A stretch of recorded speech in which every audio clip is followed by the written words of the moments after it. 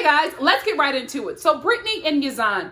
What I really love about Yazan is how he is, gently introducing Islam to Brittany. I just thought their scenes in this episode, and the past two episodes, because I'm doing the last week's episode and this episode together because I want to be caught up with you guys on Monday. So what I really loved about their scenes was that it was such a beautiful cultural and religious exchange. Like when he was telling her how to wash before prayer, and she was just like, oh, my eyelashes and my makeup is going to come off. She washed herself like multiple times, and then she came up and she looked at him and he was just like, oh, you're so beautiful, babe. I love them.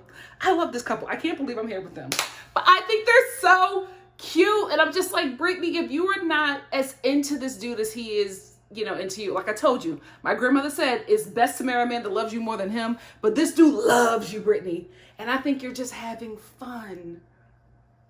If you're not on the same page where you're ready to be his wife today, get out, like bounce. Don't drag him on for, the sake of this show, because I feel like you have his heart. I really, really do. And although I think he's such a good guy and that he loves our girl Brittany, I do have an issue with Yazan because he should not have pursued a non-Muslim woman. Because if your family is so gung-ho that this woman has to be Muslim, you should have never entertained a woman who was not only American, because we different. Let's tell the truth and shame the devil. We got mouth over here. So you should have not entertained an American Christian woman. You shouldn't have done it, bro. If your family was not going to be okay with it and make her like rush into Islam, and you knew, listen, from looking at Brittany, you know that she not want to compromise like that. Not in the modesty area. No shade. I'm just being real. Brittany not going to cover up. You knew these things about her. It is on you, bro. This whole situation is on you because you created it, because you pursue her. She said y'all started talking, but then all of a sudden you want her to move to Jordan with you and be with you. And it's like, if you know that you have all these cultural roadblocks, you should have left her alone. Y'all should have just left it to y'all having phone sex on WhatsApp.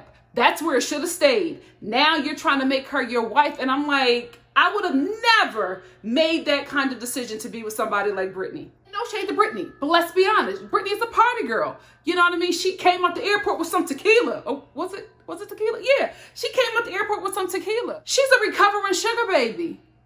She don't like to cover up. She wants to be a rapper. This is not the ideal Muslim woman that your family is looking for or will accept. I don't know why he thought that she was just going to come here and be Muslim within a week. And having said that, Brittany, you should have never entertained him if you knew that you were going to have to give up so much. I don't know what's going on in the communication here, because Brittany is saying, well, he never told me this, right? And I get it, sis. I get that you didn't understand certain things, or he didn't communicate certain things with you, but you also came here with the intention to marry him, communicating that with him, but also knowing that you can't marry him because you're married to somebody else. So you should have never hopped on that plane. So these two are both in the wrong here. Yazan should have never pursued her. Brittany should have never came out here married. I hope their love is strong enough. I do like this couple, and I do want them to work, and I wouldn't mind watching a little spinoff with them, but I just don't see it working. I don't see it working because you have to compromise greatly in this relationship, and Yazan not budging, and neither is Brittany. Kenneth and Armando, y'all know I cried. I cry every episode with this couple. Their whole engagement this episode, or the last two, I was done. I could not get myself together. When Kenneth got on one knee and proposed to Armando, and Armando just started like shaking and crying. And then you look up and it's their families with like signs saying congratulations. They're popping bottles and, celebration of their engagement. Kenneth and Armando are crying. I love them. Let me tell you something. Hallmark, you better get in on this. This right here is a love story. This right here is a love. You couldn't write anything better. I love them. Nothing bad to say. No jokes. No, shade. This is my couple. I'm rooting for them. Brittany and Yazan are a close second, but Kenneth and Armando, my number ones. Ariella and Binyam. B.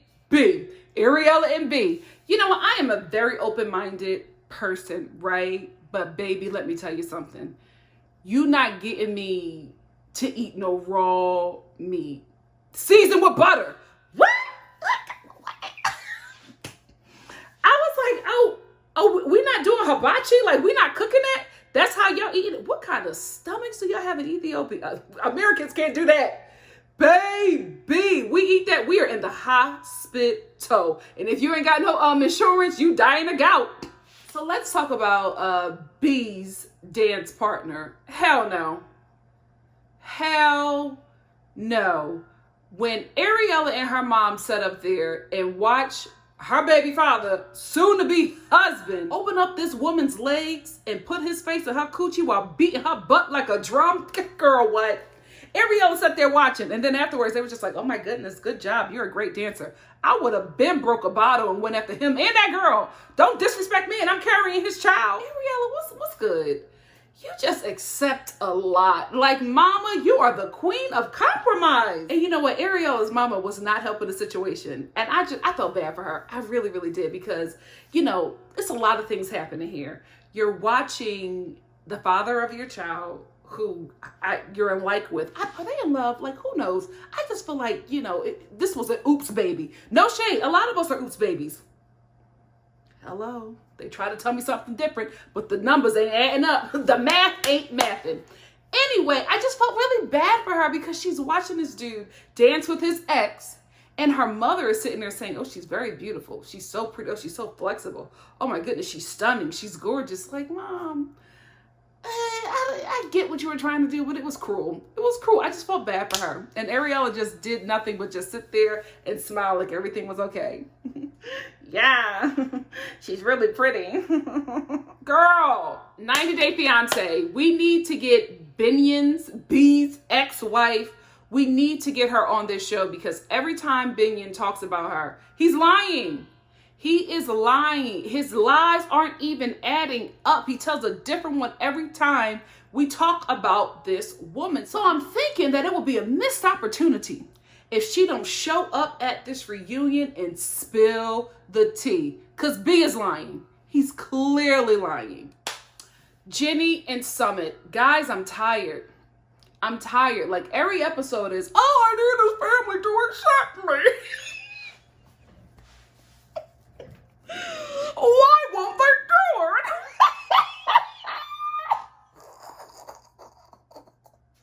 Nobody likes us together. Girl, it got to be something else. This is 2 seasons now.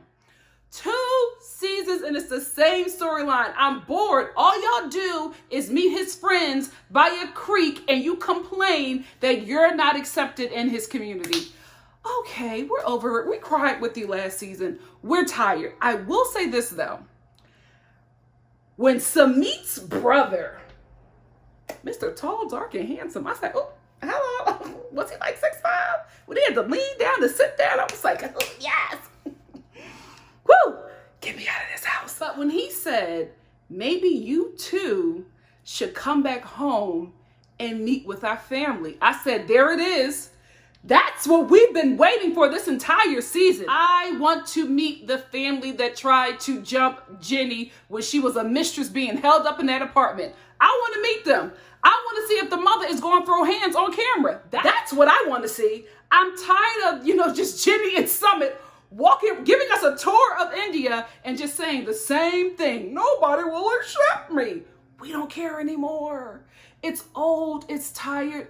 Give us something new. So if I ain't got nothing to do on Monday night, please stop by my YouTube channel, because if I don't have time, I think I'll just go live. If it's that juicy, I'll just go live. I'll let you guys know throughout the day how my work schedule is. But if Jenny and Sumit give me something that I can't hold in, I'm going live. Deavan and Jihoon. Guys, can we please start a GoFundMe to rescue Jihoon's daddy from Jihoon and his mama? Because that man has been so stressed out by Jihoon and his mother. You can see it on him. He's so disappointed. No shade in the woman that he chose and the son that he raised. Like, he is literally watching Deavan break down and he's just like, oh, I'm sorry. I just feel so bad for him because he's the only one taking responsibility. The mother, oh, she's taking no responsibility. Her son, the crown prince, is perfect. Oh, it really, makes me upset when she says that my son scammed her. He did. He did. And you did nothing but tell him to tighten up and blame Deavan. Are you the problem? I think Miss Bank of Korea is the problem. Deavan, go home, because in these last 2 episodes, we find out from Jihoon that the reason why he spent the money on himself is because he didn't think that Deavan was serious about moving to Korea. So you still couldn't have put that aside and sent her to take care of your son if she was going to stay in America? Like, oh my God. Ladies, you do not have to make the relationship work with the dude that you got pregnant with your oops baby with. Like, it's okay. It may have been a surprise to you. It wasn't a surprise to the Lord. You can do it. We can do it. You don't need a man for everything. What? Well, something. Okay. Because ain't nothing like a little cuddle. Anyway, with a tall king. Jesus. But you don't have to make situations work with people who are soul leeches. I tried to find another way to describe Jihoon, but it's exhausting. It's exhausting to watch him. So I know it's exhausting to be his wife. He just does not take responsibility, and he just takes from everybody. He does not pour into you, honey. He does not support you. His whole idea was, well, I'm going to just spend this money because you're not coming back to Korea. You spent that money on yourself. You didn't think, oh, let me help you. Let me send something home for the son. Let me put this away, put it in a savings. So when he's 18 and he comes to visit me, he can have money in Korea, or I'll invest it in a home so he can have a home in Korea when he comes up. Like, you didn't think. Deavan, I keep on saying the same thing, sis. I'm tired. I know you are, but I'm really tired. Just go home. Deavan makes Jihoon give her the $3,000. He goes to his mother, the Bank of Korea. He goes to her and asks her to get the money out of the ATM. She gives him the money. He sends her off because she's waiting to confront Deavan. He said, go inside. Thank you, Jihoon. Thank you. It's about damn time you started acting like a husband. So he gives the money to Deavan. Deavan sees the money. She just starts, breaking down crying. Where is the bar, ladies? Say it with me. Hell. Because he gives her this money. All of a sudden, she's okay. And now they're moving into an apartment together. I would have took that money and got my babies and got on a plane to America. I would have been like, thank you. This was real. We had fun that one night. We tried to make it work. We're not compatible. It is what it is. Thank you for an investment in your son's future. I'll be back in 3 more months to get the next 3,000 because that's how it needs to go. But no, she stayed and she's going to make it work. Okay, congrats. Happy for you, sis. I'm doing this for my son. Don't do it for your baby. Do it for your mama. Do it for you. Go back to America because you're also going to be here with that mother-in-law that don't like you. I'm questioning if all of this is really my son. What? Yes, it is, ma'am. The bum you raised. This is all his fault. You really think an American woman who was living quite comfortable wants to come all the way to Korea to live in an IKEA display section with 8 people? And not only come here, gotta get citizenship right away because she gotta support the bum that knocked her up. Are you kidding me, ma'am? It's your son. It ain't nobody else but your son. Deavan, this is what you're signing up for because that lady always gonna ride for him. Child, wouldn't be me. Let's talk about Drusilla. I love that baby. I say it every episode. I love that baby. I want her to have a Nickelodeon show where she travels the world and does only things that Drusilla would do. You know what I mean?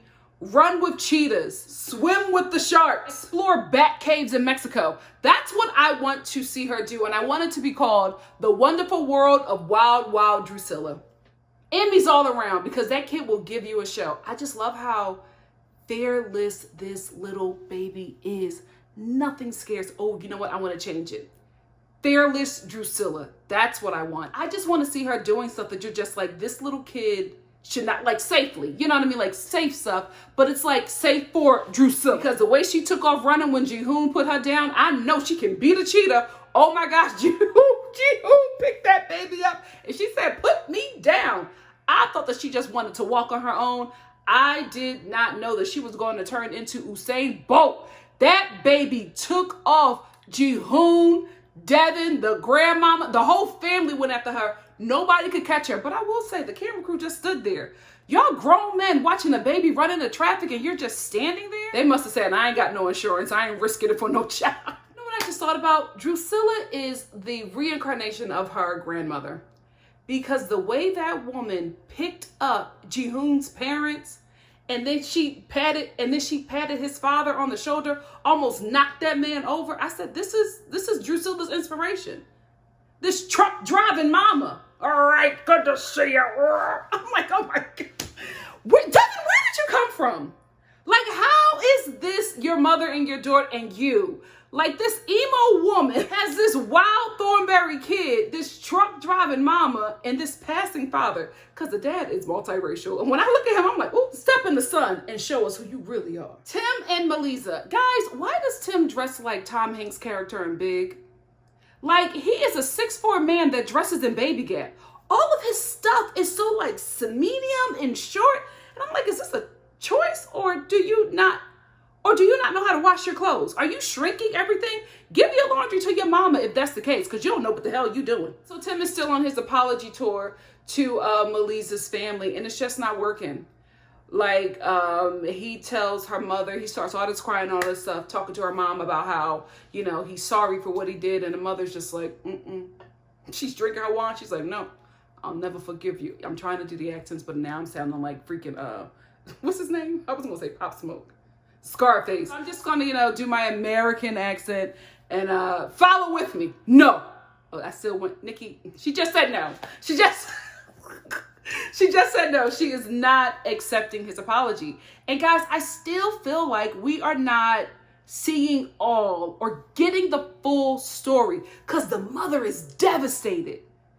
Devastated. I'm like, what did you do to her, Tim? Because the only thing I could think of is her daughter showing up to her home broken and worn down from having her heart, you know, dismantled by this man. So I can only think that a mother seeing her child in that state, she probably had to, you know, encourage and heal her child back to herself. Tim probably left Melisa in a very sad place. And, you know, when she went home, she didn't look like the Melisa she looks like today. You know, I feel like it had to be a lot of, you know, work from her mom going into rebuilding her daughter because she is so disappointed. She really loved Tim, and I think he really, really let her down when he cheated on Melisa. And I also think that Tim was not this remorseful, but now all of a sudden with the camera crew, he is. There's something more going on here, and I'm saying that solely based off of Melisa's mother reaction to Tim. Like, she is done with him. There's no coming back. What you do, Tim? Because you make it seem like you just went on a Tinder date. Baby, you did something else. You did Melisa dirty. He probably cheated on her with a Baby Gap sales associate. So can we talk about how Tim tried his best to tell Melisa's daddy, who loves that dude. Her father was so happy to see Tim like that. Tim, they loved you, man. You messed up big time. Because people don't realize when you cheat on your partner, you cheat on everybody involved in that relationship. You cheat on your partner, you cheat on their family. If you have kids together, you cheat on your kids. Like, it's not just you stepping out with somebody else. You're stepping out on all of these people who helped you all get to this point, who are involved in this relationship. You're cheating on a community. It ain't just one person.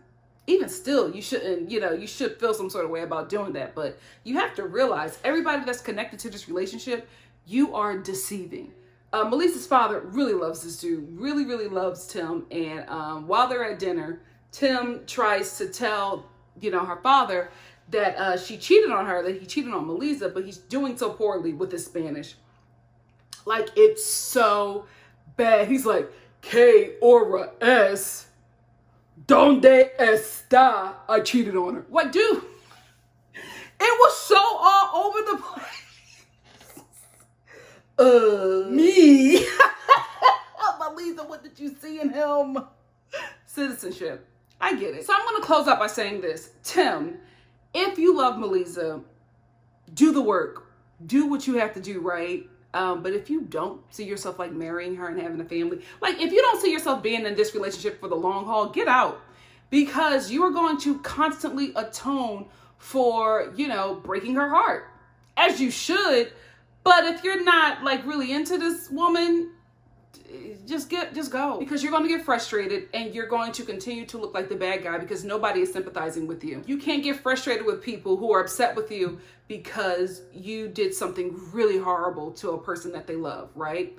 The mother will never forgive you. The father, I think, is going to go easier on you because, you know, he really likes you for his daughter, and he probably, you know, was the same way. You know, they say that daughters marry their father. I pray that is not my situation. Love you, Dad, but no. So I think, you know, dude, if you're not into her like that, if you don't see a future, like a real future, get out. Get out, because it's not going to be an easy road, and you don't seem like you're the type of person that takes responsibility. So that's all I wanted to talk about in these past 2 episodes. I just pushed them all together because I wanted to be caught up for a Monday night's episode, which, if it's juicy enough, I will do a live, but I will give you, you know, proper time to get there. I will let you know beforehand. But if it gives me something that, like I said before, I can't hold in, we're doing a live. But I just wanted to be caught up for you guys so that we can be caught up for the rest of the week and not have to, you know, wait so long for me to get back. Because I don't know if you watched my previous review, but if you didn't, LA is starting to open up. Like, productions are starting to open up. And as you know, I'm an actress out here in Hollywood, Los Angeles. We don't claim Hollywood. It's a little dirty and grimy. But so a job that I was working on prior to COVID is starting production again. So that's why a lot of stuff has been pushed back, because I've just been consumed with that gig. So I'm trying to do my best to stay up to date with you guys while working full time. So we will see. So sometimes you might just get a live. Sometimes you will get a full review. Sometimes you may get a shorter review, but I will prep you before then because I am trying my best to stay consistent while working again. What did you guys think of this episode? Let's talk about it in the comment section below. And if you like what you see here, please like, comment, subscribe, and share. And I will see you sometime soon for something else. Love you guys. Bye.